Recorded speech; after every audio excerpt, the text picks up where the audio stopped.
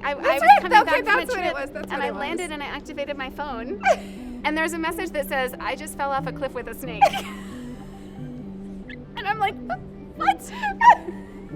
I'm an NAU researcher, And I'm an NAU researcher. and we discovered that a tiny rare cactus survived the North Rim fires last summer, and we're studying why. And we're answering your questions from Instagram. I'm Clare Aslan. I'm a professor in the School of Earth and Sustainability in the College of the Environment, Forestry, and Natural Sciences. And I'm a conservation biologist, and I study how rare species adapt to global change. I'm Sara Souther, and I do the same thing. Okay, so this research is about a really tiny cactus. It's known as Cactus, which literally means sort of child cactus. And there's a number of different Cactus species. This particular one grows just kind of on the North Rim area of the Grand Canyon. And a huge fire came through last summer and really devastated certain portions of the cactus's range. But interestingly, this tiny, tiny cactus, which barely sticks above the ground, looks like it survived fairly well in a lot of places. So after the fire, in many places, it was the only green thing that we could find, where everything else was all charred and destroyed. So that was fascinating, and it led us to wonder how the cactus survived, and then how will it do sort of over these next few years as the whole ecosystem has to recover from this fire. And it was shocking too, because this tiny little cactus, in general, does not do very well out on the landscape. It seems to be killed by many things, crumbling earth, stomping, and other things. So it was really cool to see. I am helping with all of the measurements that we're going to take on these cacti. So I'm a population ecologist, and what we do is we measure all of the little individuals in the entire population. We map them. We become very intimate with them. We follow them through time. They're our little friends. And we can take all of that information together, and we can say whether a population's growing or declining, and we can look at the factors that lead to positive population health. And that's how we can start to inform management and conservation of species like the little cactus. Yes, this question makes me think of when we first went out right after the fire back to our study site where we had been studying cactus and saw this tiny, tiny, tiny little green thing in the ground as the only green thing and thought, is that a cactus? And indeed it is. So yes, cactus is a very, very, very tiny cactus. It is, and I will say it reminds me of the first time Claire took me out, because Claire worked on cactus before I did, and she was trying to show me around, and I was like, what? Yeah. I mean, they're so tiny. They're little itty bitty. They're so things, little. it's They're like really the size of funny. your thumb. So. Yes, so are there any other cacti of the same genetic family or similar conditions?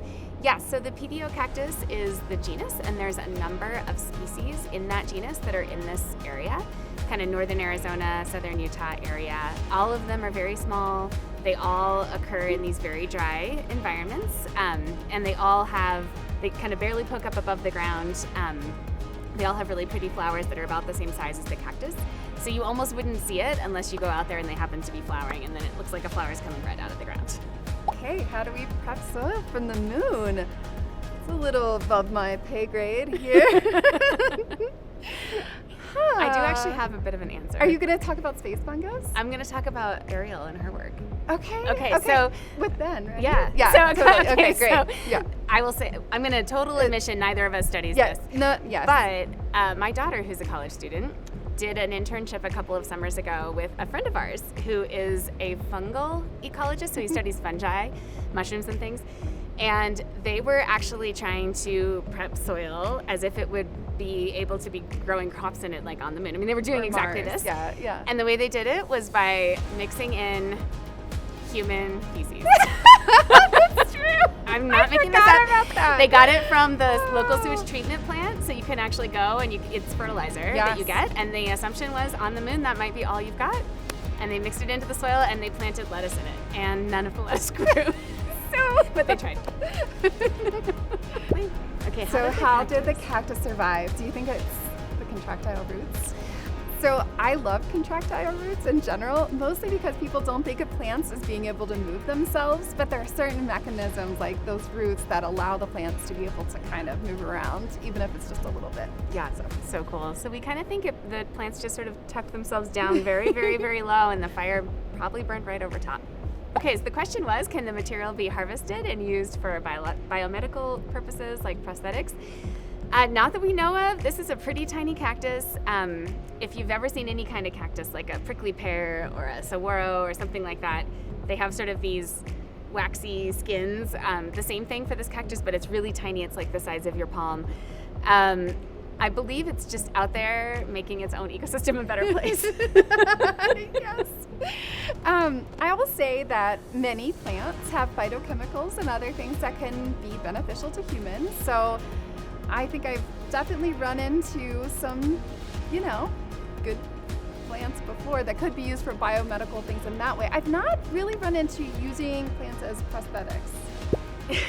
So the question is, like, what is that cactus now, and did it grow? So we've been back a few times since the fire, and the cacti seem to be, they're still there for sure. Not all of them. Some individuals did die in the fire, but quite a few are there. Some of them were injured, and so they have like a chunk taken out of them, kind of. But the plant is still there. It's still green.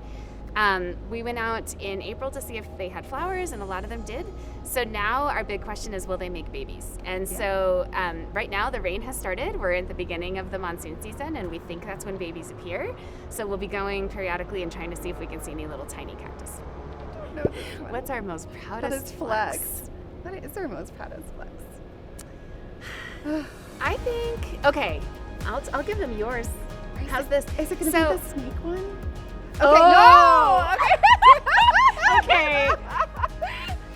Okay. I think so, both of us. That was amazing. Okay, well, I was just thinking, what is a weird flex? And it's like a physical flex. Okay, so the two of us, I would say this for both of us. I feel like we're pretty good in the field, don't you think? We get out there. We're clumsy, but we go places. We're tenacious in the field.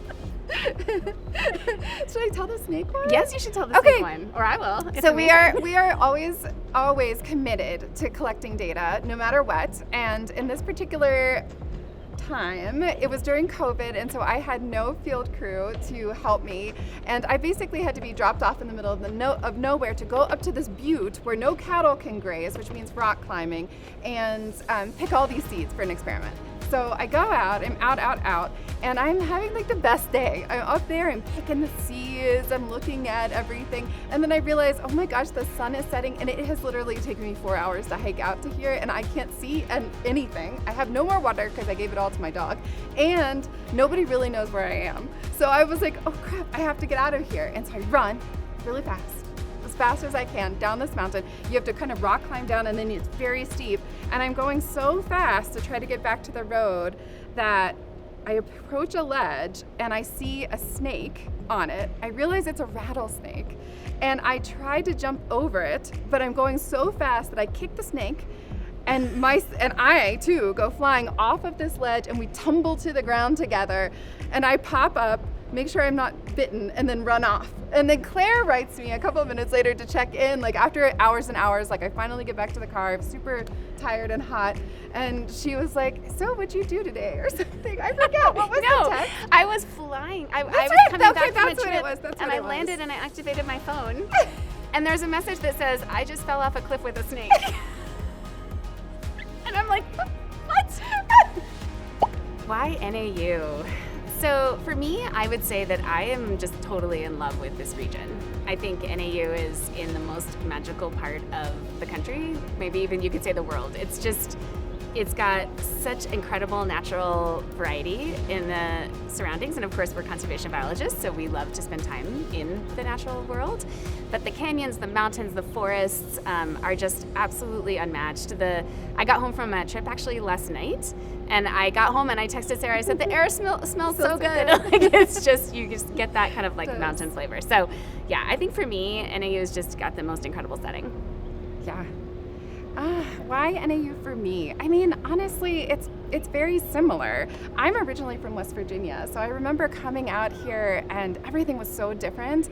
And then, I don't know, I just started to go around to all of these places doing my job, and I was astounded by the natural beauty. I mean, the crazy thing is you can go up to the peaks and be in this kind of tundra-like habitat, and then you're down in the Sonoran Desert. Like, where does that happen? Within hours. So I just think for a conservation biologist, this place is a dream.